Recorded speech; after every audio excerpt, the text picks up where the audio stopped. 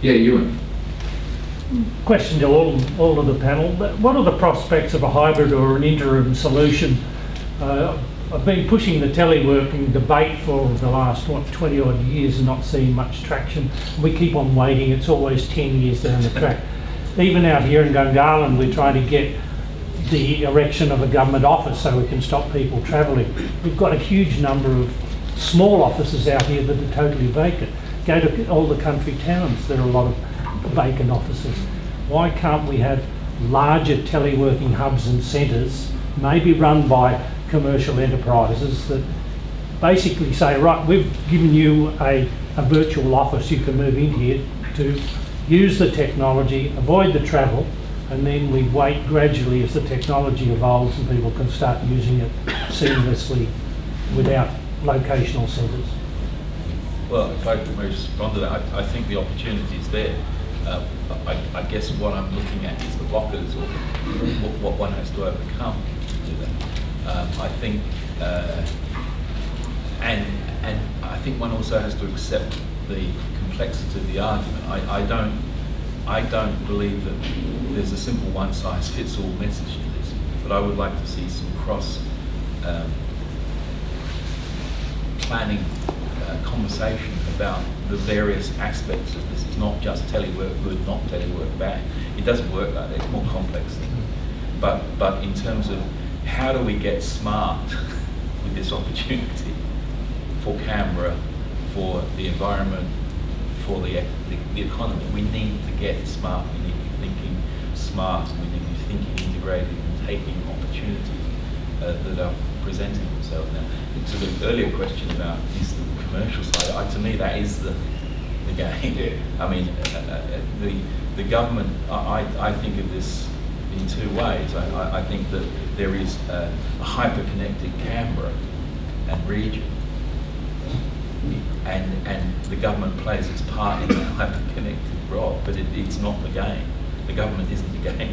The game is what we do with that hyper-connection and the economic development, the economic rewards that we can get from that, and how we can do things in a cleverer way. I'm not purely economy. At the same time, we can raise the quality of life in Canberra using this technology as well.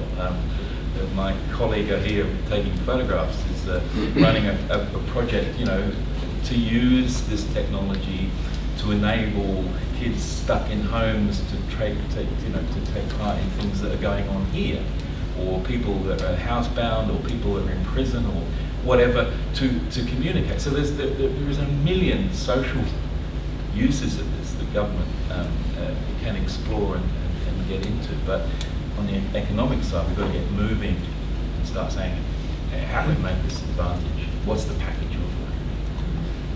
Yeah, I think your question, Ewan, one of the important aspects of it is there's never been in the town centre here a bandwidth limitation that would preclude a government office that is shared by different departments or whatever.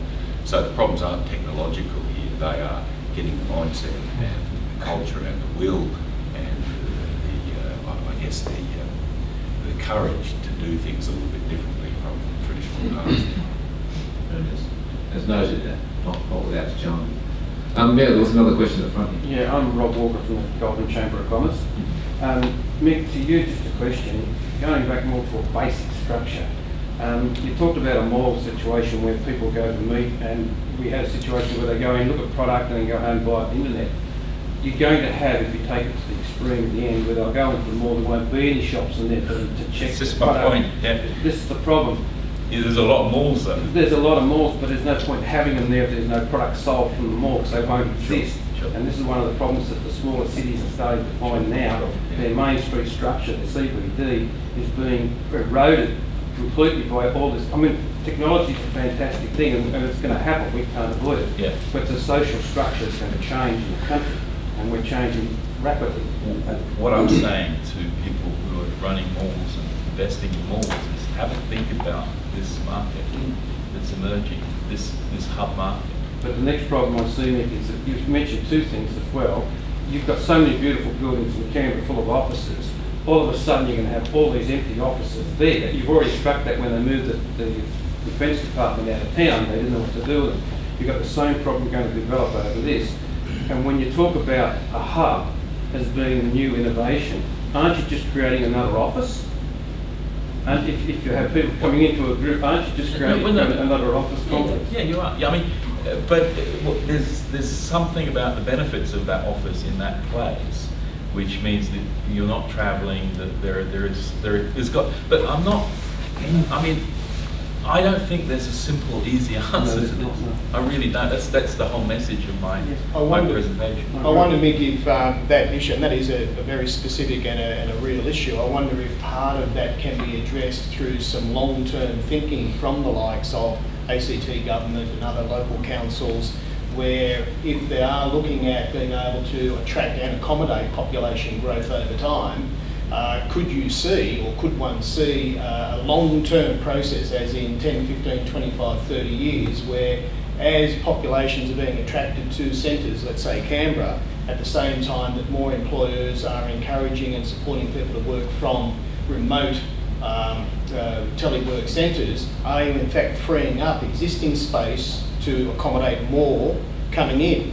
Now that might be very simple and maybe too logical and perhaps naive approach, but to my mind, if the space is there, you're encouraging people to move out, you have available space, don't worry about the construction of more space. You've already got it there. Surely more flexible planning, more flexible property management from all involved would enable you to still use that space as you're accommodating the influx and you're encouraging more people over time to be able to work remote.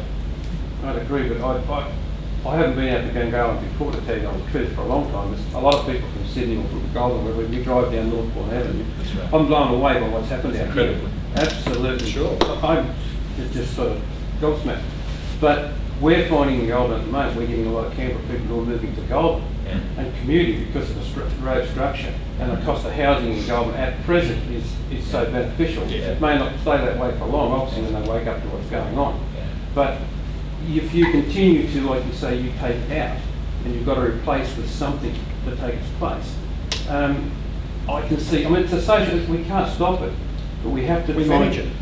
We have to try and manage it. It's a social issue and it's going to become very, very difficult in the future. I think it's a complex conversation that we've got to have, and you know, and that conversation I think is gearing up within the government. It's not something I'm directly associated with that policy. I'm more interested in the application of the technology, but you know, I'm aware that you can't really have one without the other, and that makes sense. Well, you know, to me, the technology enables. You know, I went out to the consultation that's been run as part of the process of Burrawa, right? Everyone in the community is really depressed about the fact that as soon as kids grow up in these communities, and they love growing up in communities, and they go out and chase kangaroos, live a great lifestyle. They get old enough to go to school or university, and they leave, and they don't come back.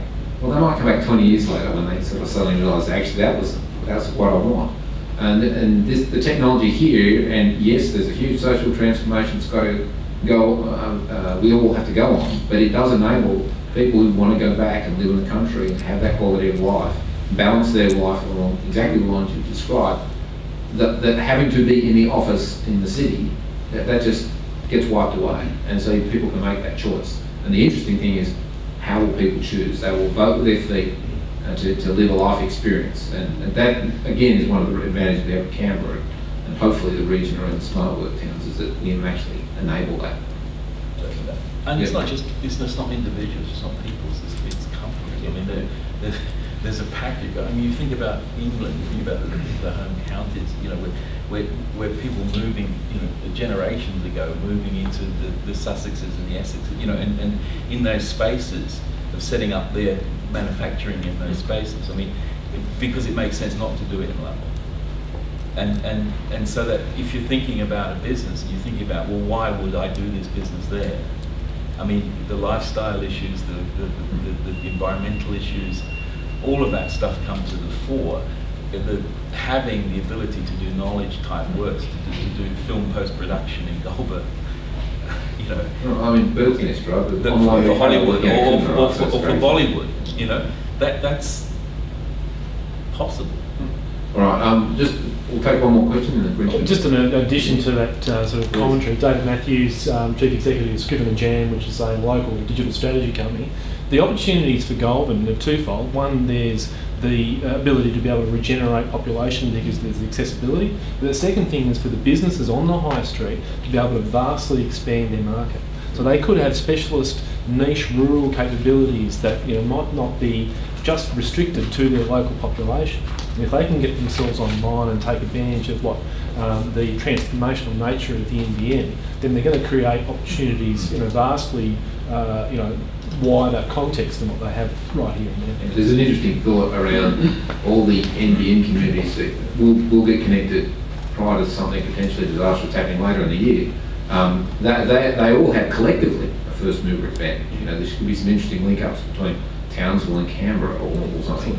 But in Canberra City, I mean, you look at those industries that are outside of government, let's put that aside from it, and start thinking about the cultural tourism aspects of this. I mean, the 2% of the burgeoning Korean market for cultural tourism is our market. It's more people in China start classical music training than in the middle class than probably play in Canberra, or probably play in Australia. You just need little bits of that population, and the evidence online of cultural institutions being able to create a world market successfully. There are many examples of that.